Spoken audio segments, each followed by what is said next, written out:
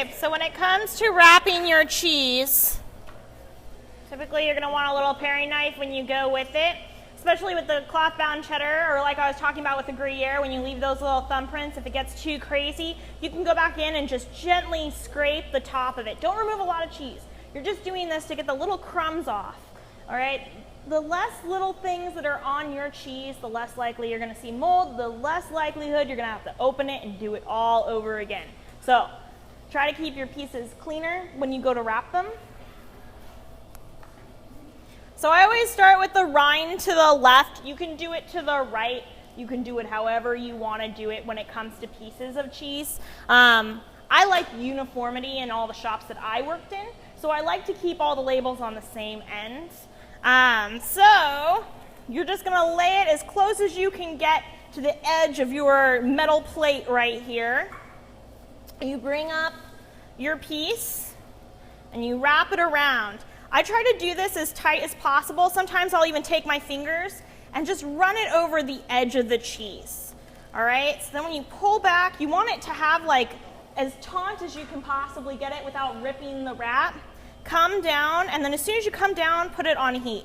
So the reason why I put it on heat as soon as I come down is because it seals this edge right here, and you don't have to worry about it falling apart when you're doing this side and this side of the cheese. So once you get to that point,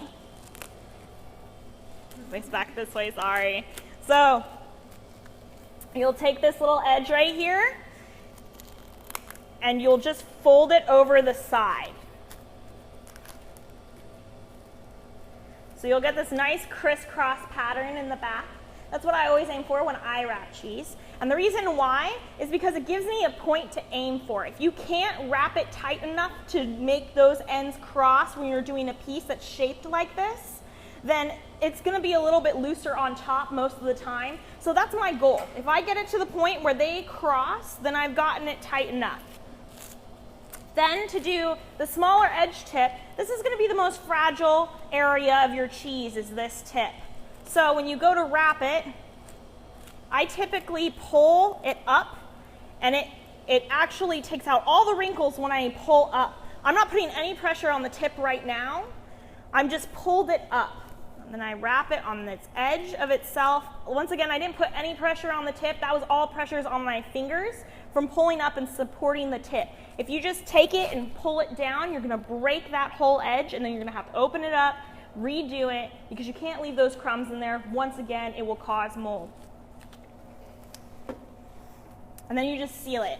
So the important thing about using your heat when it comes to your cheese is you don't want it on there for extraordinarily long amount of time. A lot like your lights will bleach the color of your cheese, your heat will start to change the color as well. So if you put too much heat on it, especially on like Gruyere, it's a melting cheese, so it will start to really change color on you. It will start to melt really fast. So as quick as you can, literally the only purpose for you using that heat plate is to heat the cellophane. It's not to heat the cheese. So quick, down and up, and you're done. So that's how you are to wrap this piece. You want to try to aim for all of your seams to be on one side, so that when you tag it, you cover all those up. If you don't, what's going to happen is in refrigeration, a lot of these seams are going to start to come up because heat is what holds this to itself. So as soon as it gets cold, it's going to start to bend up, and then you're going to get air to the cheese. Once again, you're going to have to rewrap it. So if you see the whole process here, the cleaner you can get it, the less work you're going to have to do later. So just try to get it as tight as you can and to get all the seams on one side and sealed in on itself. Gruyere is very similar in process. Once again, you want to bring the cheese to the edge of the plate, pull it up, bring it back down, rub down your cheese so that way you get rid of a lot of those wrinkles, pull it up, quick down for quick heat to seal the back end. Now this one you can be a little bit firmer with because it doesn't have that sharp edge like that cheddar we just did. So if you wanted to put a little bit of pressure on the tip, you definitely can. It's not going to bust on you, typically. Unless if you get some of the weird tip ends like over there, in which case you're dealing with the triangle again, so you don't want to put a lot of pressure on the tip. So for the back end, you just want to pull down to meet your seams, you'll end up with this weird flap when you do that. Don't try to do it all in one go, because then you can take that flap, fold it back in on itself, and come back. That takes away any wrinkles from around the top. Quick heat, run it across here. Cold is gonna make it kind of stop being warm. It'll stop flipping up on you, and it will help it stay there for the time being. So once again, we're dealing with another triangle, so it's going to be very similar. I want to set it as close to the edge, bring up and then back down, rub the cheese, pull it up, heat fast. This one has like a round edge, so I don't make that weird triangle thing. I just fold down and then come back around. That's because you don't have another sharp corner here. The tip, once again, pull up, don't put pressure on the tip. This tip is really thin on this particular piece. And then you want to slightly fold over once you pull up. So that's what that will look like when it's done. And we're down to Parmesan Reggiano, so rustic pieces. These ones, you're going to do the same basic process. You're going to pull the wrap up and you're going to bring it down to meet one side, whichever side you pick.